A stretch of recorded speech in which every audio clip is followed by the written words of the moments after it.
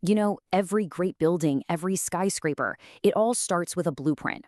In a business, well, it's really no different. But what's actually in that blueprint? Today, we're going to unfold the core plans of what makes a business successful, from a single manager's desk all the way to the global economy. So let's jump right in. I mean, seriously, it's not just the cool logo or the Super Bowl ads. What are the nuts and bolts, the fundamental mechanics that make one company thrive while another one just fizzles out? That's what we're here to figure out. So here's our game plan. We're going to take this journey from the inside out. We'll start small with the toolkit of a single manager. Then we'll zoom out to see how the whole organization gets built. After that, we'll look at the marketplace it has to compete in, the wider economy that shapes everything, and finally, the one thing that holds it all together, trust. Okay, let's start with the architect of any business, the manager, right? These are the people on the ground, the ones turning big, lofty ideas into actual day-to-day action. So, what's in their toolkit? At its very heart, management is this incredible mix of art and science. It's really the skill of getting things done through other people. And it's not just about being the boss. It's more like being the conductor of an orchestra, making sure every single person and every resource is playing in perfect harmony. So how does a manager actually do that? Well, whether they're running a tiny startup or a massive global corporation, they are constantly juggling these 5 core functions. They're planning for the future, organizing all the resources they have, staffing their teams with the right people, coordinating all the moving parts so nothing gets dropped, and controlling the results to make sure they're staying on track. This is the daily rhythm of the job. But here's the thing, those 5 functions are all powered by 2 absolutely essential skills. I mean, a brilliant plan is totally useless if you can't communicate it effectively.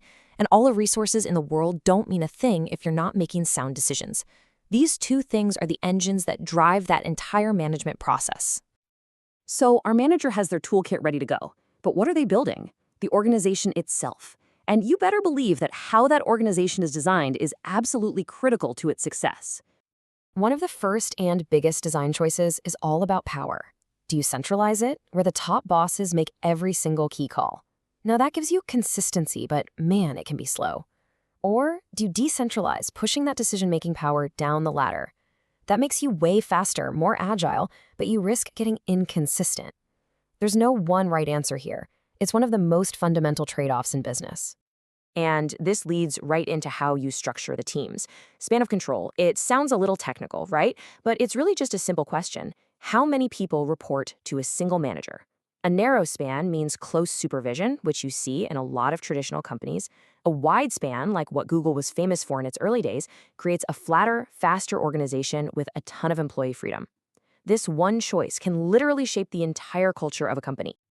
All right, so we've designed our organization on the inside. Now it's time to open up the doors and step outside, because no business exists in a bubble. It lives and breathes in a dynamic and often brutal competitive marketplace. This right here is the question that drives absolutely everything in the marketplace, from how you price your product to how you design it. Companies spend billions and billions of dollars trying to understand, predict, and sometimes even shape the answer to this one question. It's the key that unlocks the whole market. And the market you're trying to win isn't always the same. Are you a monopoly, the only game in town with total control over price? Or maybe an oligopoly, where there are just a few big players constantly watching each other's moves, kind of like the airline or cell phone industries? Or are you in what's called perfect competition, like a farmer selling corn, where you have zero control and the market sets the price? Knowing what playground you're in determines the rules of the game you have to play. So we've looked inside the company and we've looked at its direct competitors. Now, let's take our final zoom out to the huge, massive forces of the macroeconomy that no business, I don't care how big it is, can ever ignore.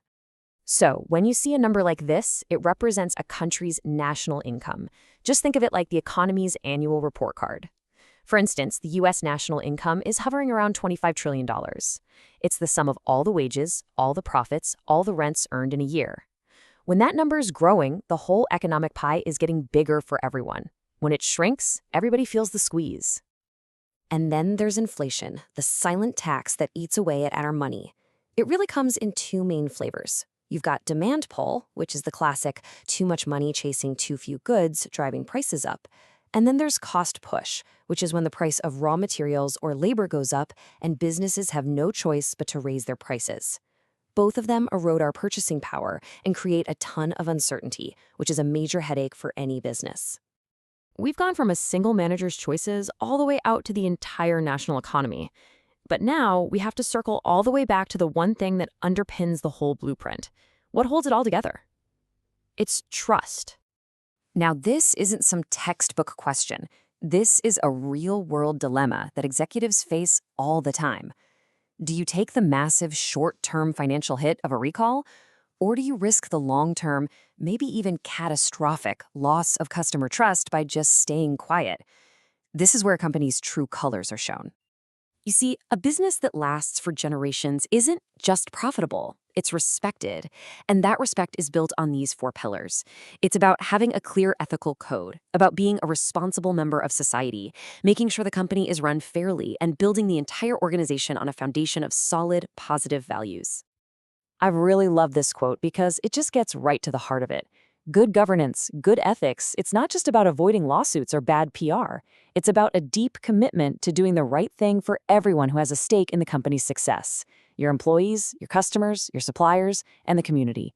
That is how you build a legacy. So there you have it. You see how it's all connected, right? The manager's daily decisions affect the organization's whole structure. That structure then determines how it competes out in the market. The market itself is shaped by the wider economy. And the entire system, from top to bottom, rests on that bedrock foundation of trust and ethics. Every piece is connected.